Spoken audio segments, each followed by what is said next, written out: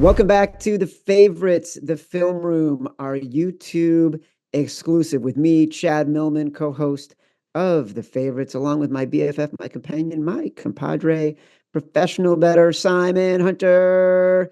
Hello, Simon. Hello, Chad. Simon, in our film room YouTube exclusive, we usually break down plays from two players on two different teams that have been intriguing to us the past few weeks. They've been helping us win bets. They may help us win bets going forward. I'm going first today, and this has been a theme on the podcast the past few weeks. We're talking about Justin Fields. We know this is going to be the most interesting, the most volatile, the most peaked, the most debated conversation there is over the next, say, 7 months until the draft. Are the Bears going to keep Justin Fields? Will they draft Caleb Williams and trade Justin Fields? Will they trade away the rights to draft Caleb Williams and sign Justin Fields to a long-term extension? The Bears are in the midst of trying to figure out all these answers right now, basically over the next month of the season. And Justin Fields, my friend, is not making it easy to make a decision. Hutton, let's get to the tape here, brother. All right, so the play that I want to talk about last week against the Lions, you and I love the Bears against the Lions. Liked them at plus 3.5. Liked them a little taste on the money line. 3rd and 8 on their own 11. Little less than 6 minutes remaining in the first quarter. The Bears are already up 7-0, which is great. On this play, you can see Hutton paused it. The Bears are deep in their end zone, deep in their own end of the field. Justin Fields drops back. This is historically where all chaos ensues for the Bears and specifically for Justin Fields. He'll scramble to his right, scramble to his left, drop further back into the end zone. He'll throw a pick. He'll get sacked for a safety. So Aiden Hutchinson will run around some tackle, strip the ball, recover it in the end zone. Whatever it is, it's usually terrible for the Bears. Since his return, Justin Fields has been very good at making decisions much more quickly. All right, let's hit play. We can see what happens here. All right, stop. 1 second. Let's go back a little bit, Hutton, a little bit.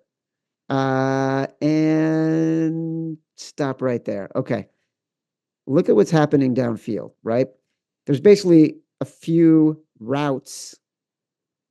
People in the podcast will understand why I'm pausing on the word routes for Simon. The main route is DJ Moore cutting across the field like 18, 20 yards, and he's supposed to be getting separation from his defender, and Justin Fields is going to hit him in the middle of the field, right? When he's not there, Justin Fields has already gone through his progressions, and he realizes, okay, I got to go. He's not trying to make the big play with his arm. He's not trying to get the ball further downfield. He is just going. He sees no one's available, so instead we can play it right here, Hutton. He immediately divides the two guys who are about to sandwich him, uses his leg, gains 20-something yards, scramble for a huge gain. Simon, for my first play with Justin Fields, and there's two of them, that is some professional quarterbacking. Are you seeing what I'm seeing right there? And I liked the design of the play where they basically put everyone out. All the receivers basically go all the way deep. They had no short routes. Everything was going downfield so that if the team was playing man and everyone's covered, there would be no one in the middle of the field, right? The guy that's supposed to be the QB spot kind of stepped up and he's being blocked. So, yeah, again, we talk all the time about how magical Fields is. He took what the defense gave him. There was no play to pass downfield. I mean, the only guy he really could have gone to was maybe the tight end. Like he had a little separation here, right there. He had a little separation. Yeah. But he made the right read. He waited for him to be covered. So now the spy is gone and he's able to step up and run out. And you can see the design of the play. It opens it all up. The whole middle of the field is just open because there's no one there reading the zone. So, yeah, situational awareness is something we were hoping with Justin Fields, and that really highlights it right there of taking what the defense has given him. Well, listen, no one is more aware of his current situation than Justin Fields and that he's playing for his career at the Chicago Bears and whatever an extension might look like. All right, Hutton, let's go to the next play right now. We're talking about the Bears are 4th and 13 from their own 38. At this point, the Bears had blown a lead, then they tied it, and their drive had stalled. Again, classic, classic spot for the Bears to completely fall apart, make a terrible decision. 4th and 13. The truth is, they're not really going to go for it, right? So only the Bears can screw this up in their own way. If like they accidentally snap the ball, even if they get a penalty, they're just backing up for a punt, right? Their only goal here is, can they draw the Lions offside and maybe get 5 more yards so they can put it a little bit closer in range for their field goal kicker. If not, they're going to punt it. So what happens? Again, I want to emphasize this is part of Fields' development as an NFL QB. He uses his cadence. Let's play it right here, Hutton, because he will use his cadence to draw Aiden Hutchinson off sides, right? Okay. And so now what? What do we got? We got Justin Fields recognizing, after making a professional quarterback play, the Bears get a free play. They know they're getting the 5 yards. No matter what, they know they're getting the 5 yards.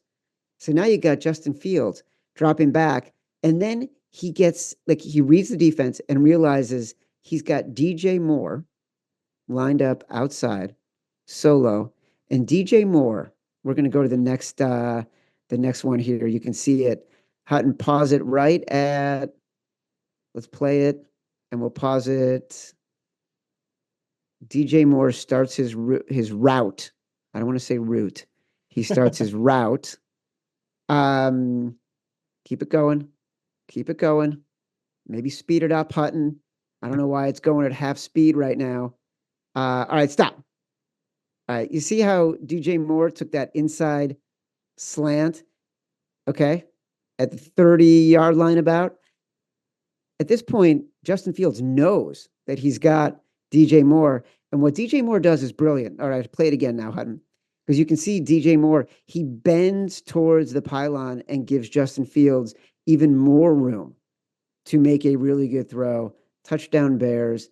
They take the lead. They never look back. That was professional quarterbacking at its finest. 2 different ways, 2 different plays. Simon Hunter, Bears going to have the decision to make.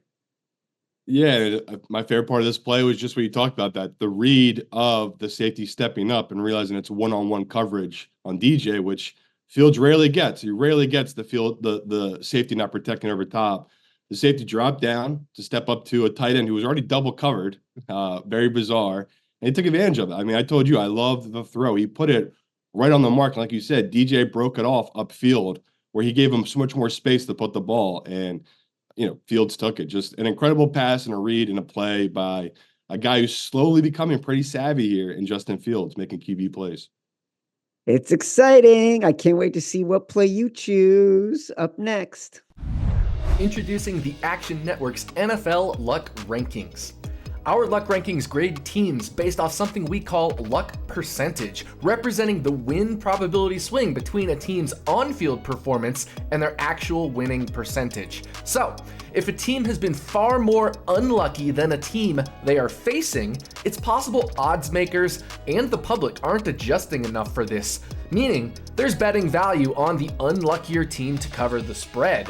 So be sure to check out our NFL luck rankings every week, only on the Action Network.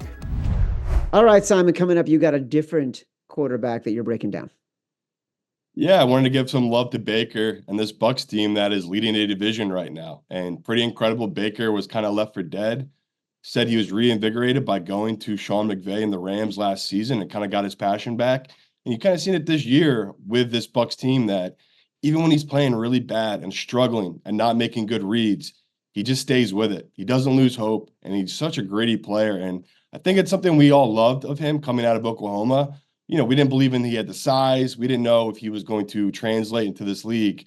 And in some retrospect, he has failed. In other ways, you're kind of seeing him blossom here and down for the Buccaneers. So, I just wanted to break down this final drive of this game. And they were losing to Atlanta. This was a big deal. They're losing to Atlanta in this position.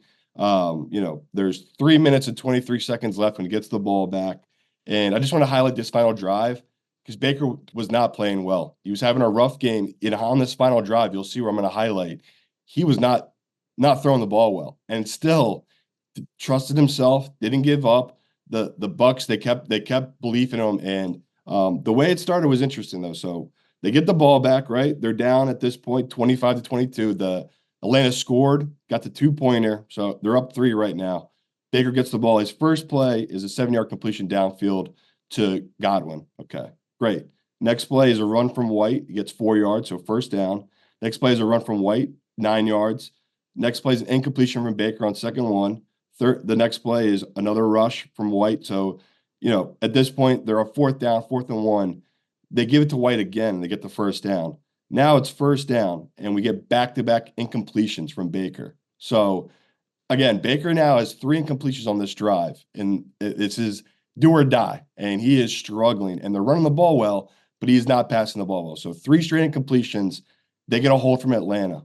So now they get 5 yards. So it's, first down again, incompletion again. So we're up to 5 straight incompletions by Baker. Now it's 3rd and 10, and you can roll the tape here, Hutton. 3rd and 10 after 5 incompletions. This is why I love Baker. Hangs in the pocket, about to get drilled, right on the money. The guy went downfield for 32 yards.